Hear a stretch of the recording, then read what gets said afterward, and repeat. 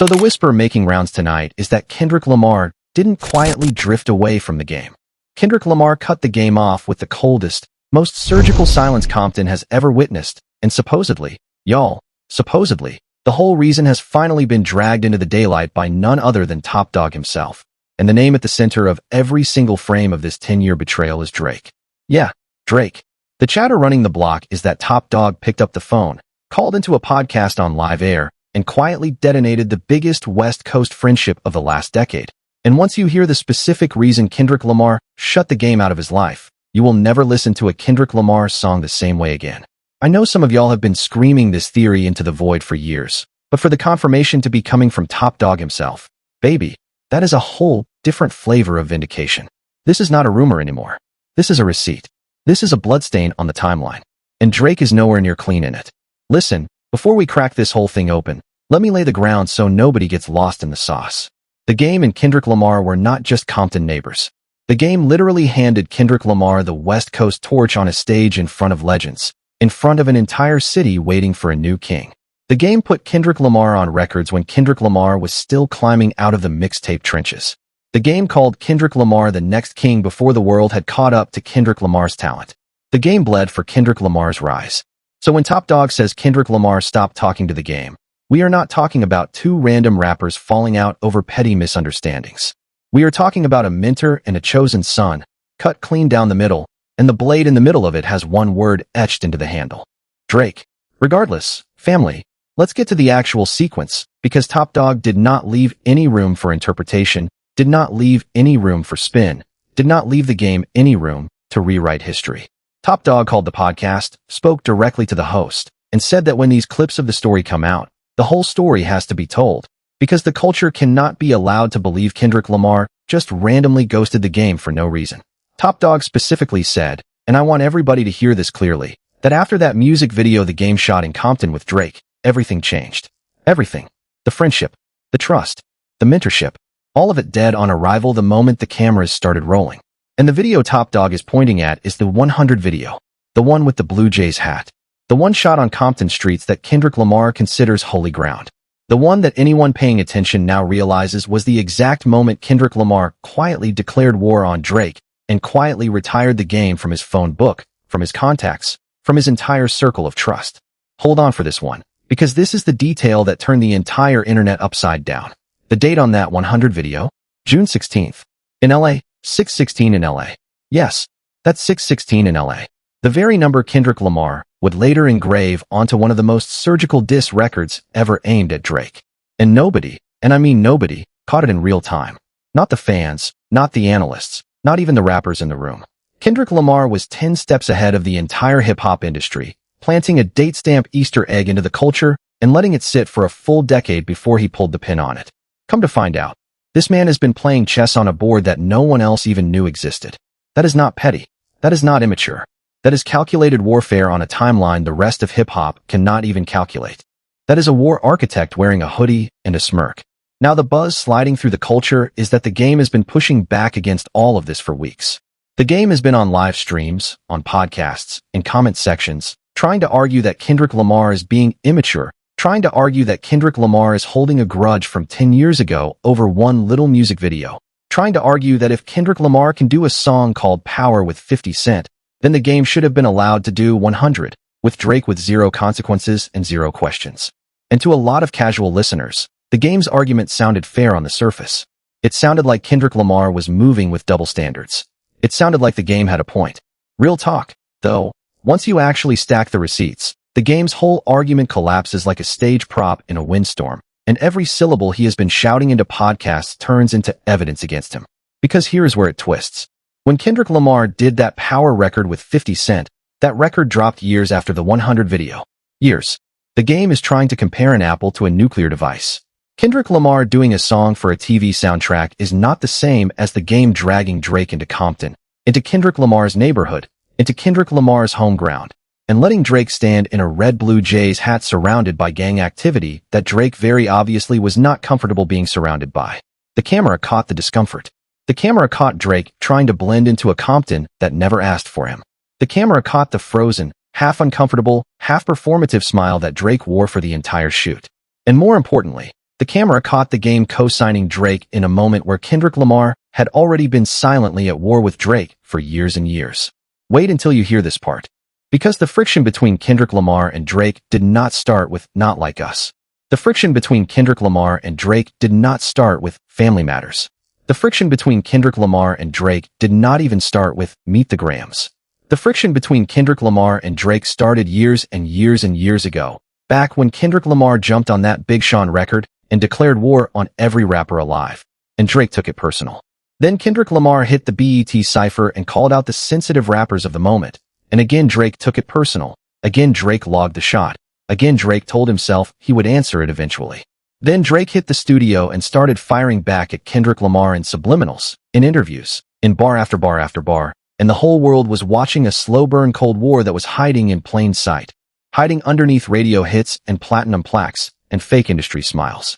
So when the game decided to shoot the 100 video in Compton with Drake as the featured guest, the game was not just making a music video.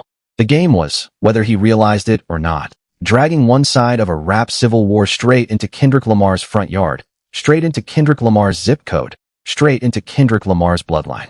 And when the video dropped, Drake used it. Drake used the record. Drake used the platform.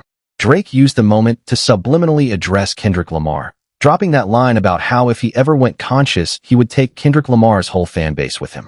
Everybody with 2 ears and half a brain knew exactly who Drake was talking to. Everybody.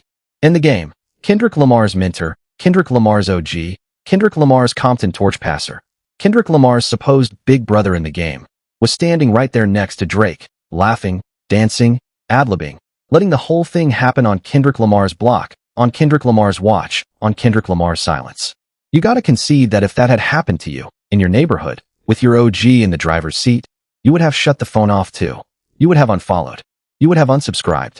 You would have ghosted the whole situation and never once looked back. Because it is not just disrespect. It is a coordinated betrayal wrapped inside a music video and sold to the culture as a hometown celebration. It is a Trojan horse dressed in a chain. It is a diss track pretending to be a collaboration. And Kendrick Lamar, being the surgeon that Kendrick Lamar is, did not respond in the moment. Kendrick Lamar did not tweet. Kendrick Lamar did not subliminal. Kendrick Lamar did not even acknowledge it. Kendrick Lamar simply logged it, filed it, indexed it, timestamped it, and waited. Kendrick Lamar treated the 100 video like a piece of evidence in a decade-long case file. Straight up, though, the wait was worth every second. Because a decade later, when Kendrick Lamar finally decided to publicly obliterate Drake with the 616 in LA record, the date stamp was already sitting there in the archive, hidden inside the metadata of that Compton video like a landmine that had been ticking for 10 quiet years. June 16th. In LA, Kendrick Lamar named the diss track after the exact day the game brought Drake to Compton. Kendrick Lamar built a diss track around the coordinate of the betrayal. Kendrick Lamar essentially told Drake, in the most cinematic way possible, I have been remembering this day for 10 years. I never forgot. I never moved on. I never blinked.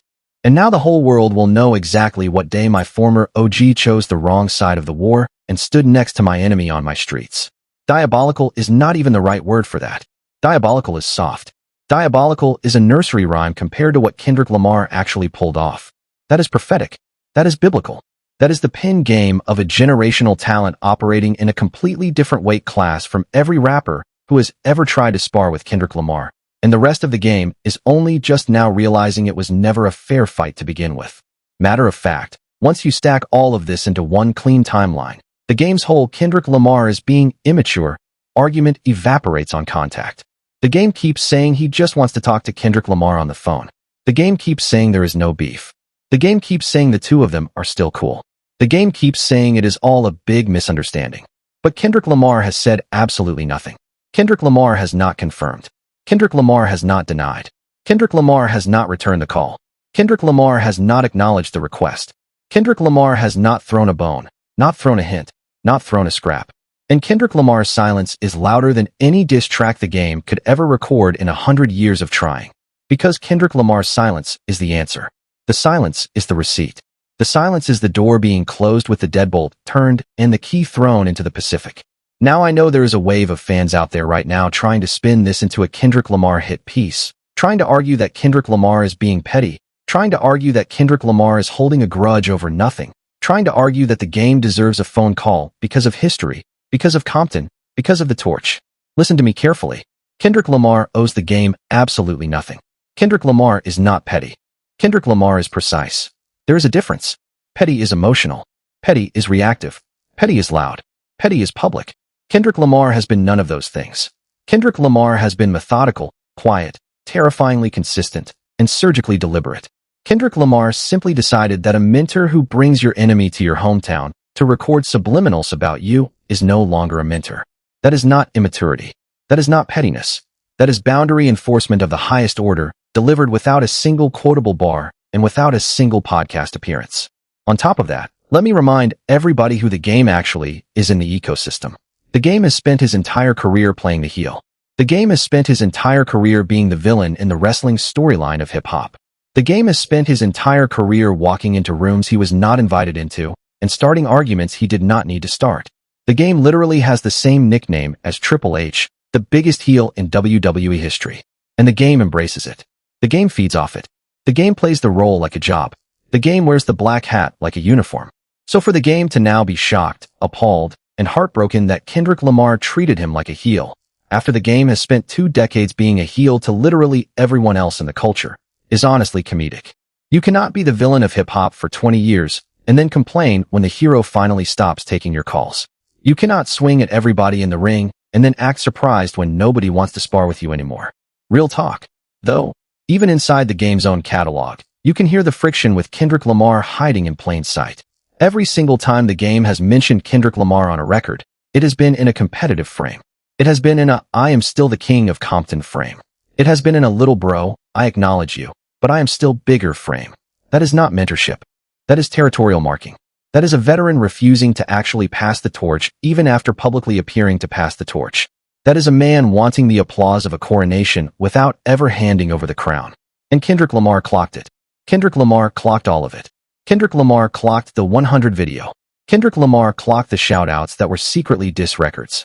Kendrick Lamar clocked the game slowly aligning with Drake in interview after interview after interview. And Kendrick Lamar filed every single receipt with the patience of a lawyer preparing for a case that would not go to trial for a decade.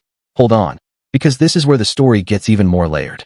Word from inside the podcast is that the game did not just bring Drake to Compton by accident. Sources close to the situation are saying the game brought Drake to Compton intentionally, knowing full well that Kendrick Lamar was already at odds with Drake, knowing full well that it would be perceived as a cosign, knowing full well that it would send a message that would echo in Kendrick Lamar's ears for years. And the message was, I, the game, am not fully passing this torch. I am still holding a piece of it. I am still going to cosign whoever I want to cosign, even if it is your rival, even if it is your enemy, even if it is the man you have been trading subliminals with for years. That is the message.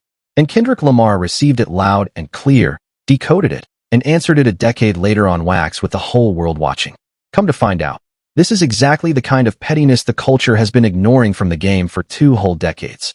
Remember when the game randomly dropped a diss record aimed at Eminem out of absolutely nowhere? Nobody asked for it. Nobody needed it. Eminem had done nothing to the game. Eminem had barely acknowledged the game's existence in a controversial context. But the game jumped out the window and made the record anyway, and it landed with the loudest thud in recent hip-hop memory. And then the game acted shocked when he was not invited to certain stages and certain rooms and certain historic performances. The game has spent an entire career talking his way out of opportunities and then being confused about why the doors are closed. Kendrick Lamar simply refused to be the next door the game got to walk through on the way to burning another bridge. Kendrick Lamar looked at the game's track record and said, not this time, not with me, not on my watch. Now here is where the receipts get really uncomfortable for the game.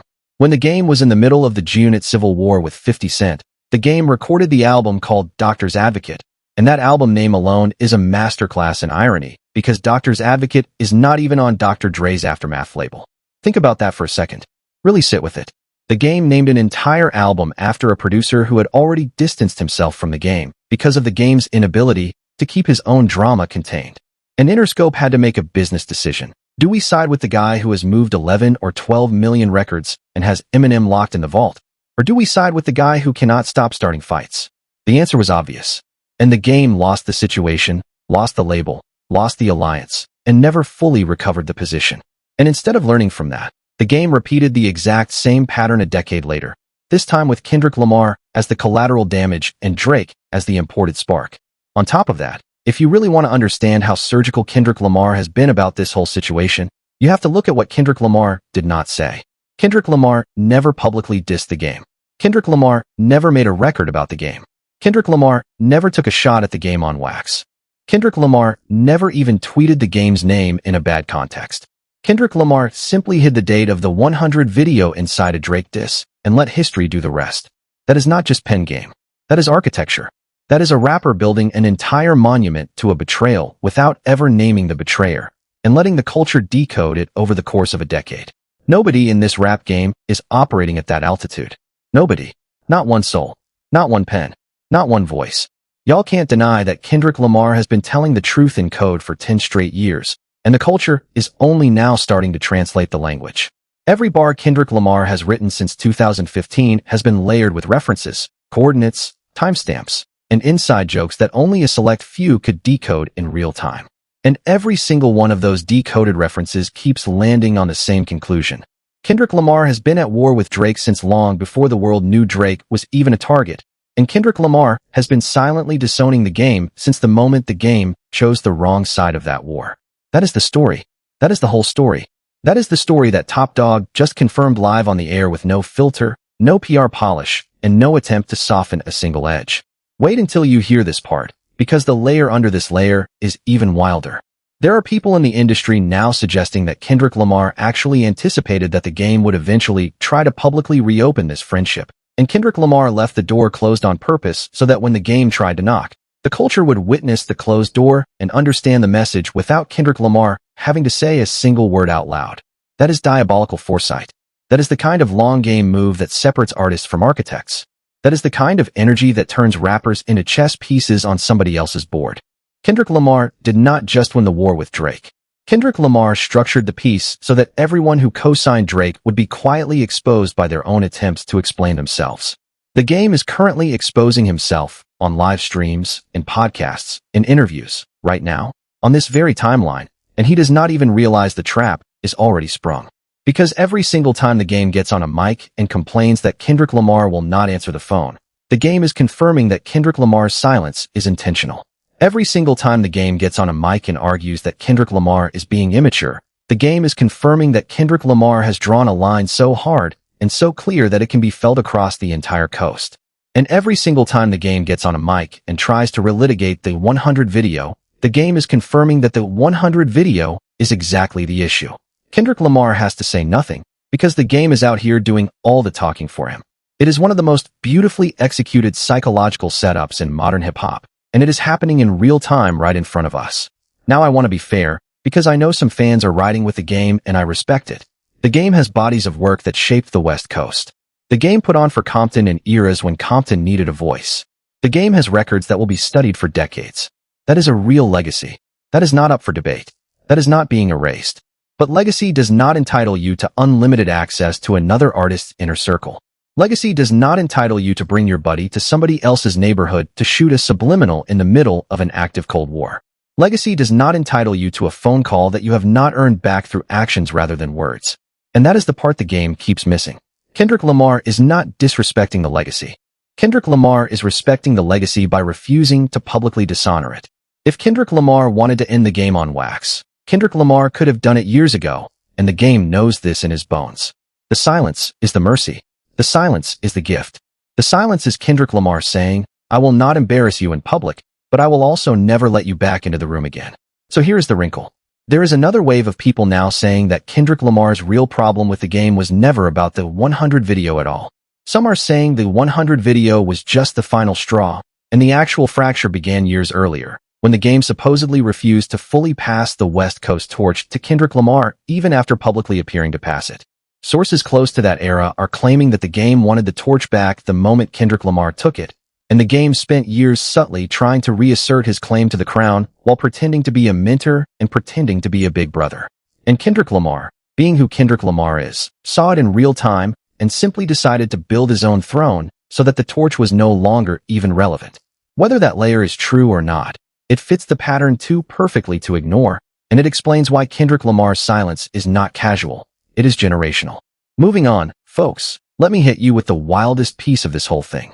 Kendrick Lamar's silence toward the game has now inspired an entire generation of West Coast artists to stop chasing cosigns from old guard rappers who never really planned to pass anything down.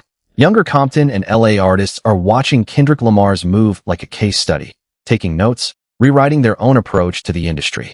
They are learning that you do not need the OG's phone call. You do not need the OG's blessing. You do not need the OG's endorsement. You do not need the OG's stage. All you need is the work, the receipts, and the discipline to stay silent while the culture translates your language on its own timeline. Kendrick Lamar is not just running a career. Kendrick Lamar is teaching a masterclass in how to become untouchable inside a culture that historically survives on access and cannibalizes anyone who is too available. And that is the part the game will never be able to argue against. Because the game has spent his entire career being accessible, being reactive, being available, being on the record. The game answers every phone call. The game shows up to every podcast. The game jumps on every live stream. The game responds to every rumor within the same afternoon. And it has never worked in the game's favor. Not once. Not in 20 years. Meanwhile, Kendrick Lamar has done the exact opposite. Kendrick Lamar does not do the interviews, does not do the podcasts, does not do the live streams, does not answer the phone. And Kendrick Lamar has become the most powerful artist in modern rap by a country mile. That contrast alone should tell the game everything the game needs to know about why Kendrick Lamar is refusing to pick up. Silence is a strategy. Silence is a weapon. Silence is Kendrick Lamar's most used instrument. Hold on for this one, because there is one more piece to this that nobody is really talking about, and it might be the most damning piece of the whole file. The game has publicly compared his relationship with Drake to Kendrick Lamar's relationship with 50 Cent, arguing that the Power record proves Kendrick Lamar is a hypocrite, arguing that if Kendrick Lamar could work with 50, then the game should have been allowed to work with Drake. But there is a detail the game keeps skipping, keeps glossing over, keeps hoping the audience will not notice. When Kendrick Lamar recorded Power with 50 Cent, Kendrick Lamar was not in a documented years-long Cold War with 50 Cent. There was no history. There was no friction. There were no subliminals in the air. It was a business record. Full stop. Meanwhile, when the game brought Drake to Compton, Drake had already been trading shots with Kendrick Lamar in code for years. The game knew it. Everybody knew it. Which means the game did not just make an innocent music video. The game consciously chose to bring one side of an active hip-hop war into the other side's home city and pretend it was a neutral collaboration. And that is not a coincidence. That is a decision. And decisions carry consequences. Straight up, though, you cannot walk that decision back with a podcast apology. You cannot walk that decision back with an interview correction. You cannot walk that decision back with a phone call that Kendrick Lamar is never going to answer no matter how many times you dial. That decision is now historical fact, cemented into the archive, and Top Dog just made sure the culture will never remember it any other way. The game can spend the next decade explaining, defending, rewriting, reframing the story, and it will not matter. Because the receipts are cemented. The date stamp is engraved into a Kendrick Lamar diss track that will outlive every one of us. And the entire rap game now knows the exact moment the West Coast mentor became the West Coast former mentor. Regardless, family, let me zoom the camera all the way out for a second, because there is a bigger cultural conversation happening underneath this whole thing. What we are watching in real time is the redefinition of what loyalty means in hip-hop. For decades, the culture operated under a rule that said the OG gets unconditional respect, the OG gets the phone call, the OG gets the cosign, and the younger artist never publicly challenges the older artist, no matter what. Kendrick Lamar just quietly rewrote that rule with a permanent marker. Kendrick Lamar is saying that loyalty is not a birthright. Loyalty is not tenure. Loyalty is not seniority. Loyalty is not a resume. Loyalty is earned in the moments when the OG has the choice to protect you or expose you. And if the OG chooses to expose you, the OG loses the seat at the table forever, no matter how legendary the resume is. That is a generational shift in how the culture is going to operate from this point forward. And every young rapper is watching, taking notes, and adjusting their own playbook accordingly. On top of that, this whole situation is proving something about Drake that Drake's fans do not want to admit. Drake did not just lose the beef with Kendrick Lamar. Drake actively poisoned every alliance Drake had ever built with anyone connected to Kendrick Lamar's orbit. Because now every OG who ever co-signed Drake in the middle of the Kendrick Lamar war is being publicly re-examined. The game is being re-examined. WAC 100 is being re-examined. Anybody who ever stood next to Drake in a Compton neighborhood is being re-examined. Anybody who ever laughed at a Drake subliminal aimed at Kendrick Lamar is being re-examined. Drake's biggest crime was not losing the diss track battle. Drake's biggest crime was dragging everybody around him into a war they should have stayed out of, and now they are all paying tuition for the education. The game is paying it right now, live, in real time, on every podcast that will book him this month. Come to find out, this is exactly what Kendrick Lamar's silence has been engineered to produce. Not a diss record, not a public feud, not a viral moment, but a slow, methodical, decade-long unmasking of everyone who ever stood on the wrong side of a war they refused to understand. Kendrick Lamar did not need to make a diss record about the game. Kendrick Lamar just needed to let the game keep talking, keep explaining, keep defending, keep exposing his own hand. And here we are, watching the trap close in slow motion, while the game keeps trying to explain the rope around his own ankle. On top of that, let me put a magnifying glass on the biggest untold layer of this whole scandal. When Top Dawg called into that podcast, Top Dawg did not just casually drop the 100 story. Top Dawg specifically said that the reason he was calling in was because he wanted the culture to understand that Kendrick Lamar had a reason, not an excuse. A reason. That word choice matters. Top Dawg was drawing a legal line between Kendrick Lamar's actions and any accusation of pettiness. Top Dawg was preempting the exact Kendrick Lamar is being immature narrative that the game had been building on live streams for weeks. Top Dawg was, in effect, filing a rebuttal on Kendrick Lamar's behalf without Kendrick Lamar ever having to open his own mouth. That is not a random phone call. That is a coordinated defense move by the highest levels of TD, and it means Kendrick Lamar's entire camp has been aware of the game's spin campaign the whole time and simply waited for the right moment to counter it. Chess. Pure chess. Matter of fact, if you go back and rewatch the game's recent podcast appearances with fresh eyes, you can see the fingerprints of a man who is starting to sense that the room has moved on without him. The game is louder now. The game is more defensive now. The game is more insistent that there is no beef than any man with no beef has ever been. Real talk, though. A person who is truly at peace does not need to say there is no beef every 3 sentences. That is the language of a man trying to convince himself. That is the language of a man watching his own legacy get quietly rewritten in real time and reaching for any microphone that will still book him. And every time the game reaches for that microphone, Kendrick Lamar's silence gets louder by another decibel. Hold on for this one too, because the ripple effect is spreading further than anyone imagined. Younger West Coast artists have started referencing 616 in LA as a philosophical concept, not just a date. They are using it as shorthand for the exact moment your mentor chooses somebody else over you. They are using it as slang for betrayal with a timestamp. Kendrick Lamar has quite literally minted a new phrase in the culture, and every young rapper who has ever felt disrespected by their own OG now has a coordinate to point at. That is influence. That is legacy shaping. That is the kind of cultural fingerprint that outlives streaming numbers and chart positions. Come to find out, the actual chessboard is even wider than the Kendrick Lamar and Drake and the game triangle. Sources close to the industry are whispering that this 100 video revelation is only the first domino, and that Top Dawg is holding an entire portfolio of similar stories about other OGs and other moments where Kendrick Lamar quietly decided to close doors that the industry assumed were open. If that portfolio ever leaks, and honestly, based on how Top Dawg is moving right now, it might. The aftermath is going to reshape the West Coast hierarchy permanently. Every conversation about who really has Kendrick Lamar's ear, who really has a real relationship with him, and who has been quietly frozen out for years is about to get rewritten. And a lot of legacy artists are about to find out that their imagined proximity to Kendrick Lamar was always just imagination. Now, before I let you go, let me hit you with the piece that is going to keep you up tonight. There is a growing theory in the culture that Top Dawg's phone call to that podcast was not accidental in any way, shape, or form. Some are saying Top Dawg called in because Kendrick Lamar wanted the record straight without Kendrick Lamar himself ever having to say a word. Meaning, Kendrick Lamar orchestrated the confirmation without appearing anywhere near the confirmation. Which would mean that even Kendrick Lamar's silence is being weaponized through proxies. Which would mean that Kendrick Lamar is not just running the culture.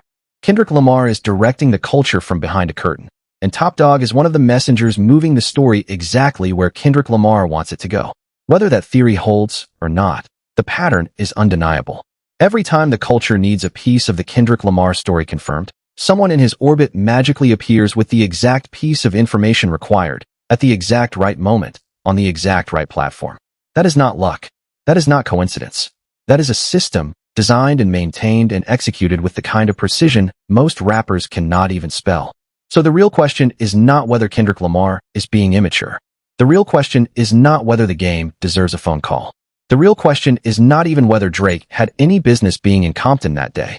The real question is this: how many more layers are still buried under this story, and how many more OGs are about to be quietly exposed by their own inability to keep their mouth shut on podcasts? Because if Top Dawg is willing to call in and confirm this piece publicly, there is absolutely no telling what other pieces are sitting in the vault waiting for their moment. And every rapper who ever crossed a line with Kendrick Lamar is now sweating, checking their timelines, reviewing their old features, wondering if their name is next in the file. Because make no mistake, if Kendrick Lamar has a file on the game, Kendrick Lamar has a file on everybody. Listen, tell me your verdict, family. Do you think Kendrick Lamar is being immature by refusing to pick up the game's phone call? Or do you think Kendrick Lamar is doing exactly what any real one would have done in the same situation? Do you think the game genuinely did not realize what he was doing when he brought Drake to Compton? Or do you think the game knew exactly what he was doing and is now playing dumb because the timeline finally caught up to him? Do you think Top Dawg's phone call was a spontaneous truth drop? Or do you think Kendrick Lamar signed off on every syllable of it before the microphone even turned on? And most importantly, after everything you just heard, are you Team Kendrick Lamar or Team the game? Or are you sitting in the middle waiting for the next domino? Drop the verdict in the comments right now. Argue with each other in the replies. Tag your homie who has been on the wrong side of this debate for the last decade. Because the next piece of this puzzle is already loading in somebody's phone, and when it drops, the entire culture is going to have to pick a side one more time. Stay locked in. Stay tapped in. Because we are nowhere near the end of this story. We are only just now getting to the part where the receipts start naming names, and where Kendrick Lamar's silence finally becomes the loudest sound in hip-hop history.